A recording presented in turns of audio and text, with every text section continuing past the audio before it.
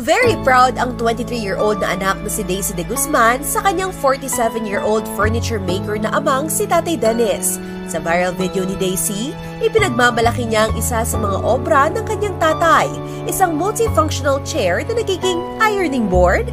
Ayon kay Tatay Dennis, libangan na raw talaga niya ang gumawa ng mga kakaibang gamit, lalo na kapag walang order sa kanyang furniture shop. Ito raw ang trabahong bumuhay sa kanilang pamilya dahil hindi siya nakapagtapos ng pag-aaral sa hirap ng buhay. Kaya naman, ang pambawi raw niya sa kanyang mga anak, customized na gamit. Madalas daw kasing mag-request ang 5 niyang anak ng iba't ibang klase ng furniture at tuwang-tuwa naman siyang gawin ito para sa kanila.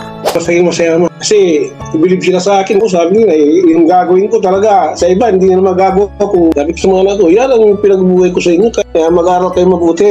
Para kay Daisy, pinaka-memorable para sa kanya ang ginawang table ni Tatay Dennis para hindi siya mahirapan sa kanyang pag-vlog. Thankful siya dahil ang tatay niya mismo ang gumagawa ng mga personal niyang gamit na talaga namang made with love. Actually, matalino po si Papa ko. Bali, nung high school po sila, ma'am, is binansagan po silang walking calculator po.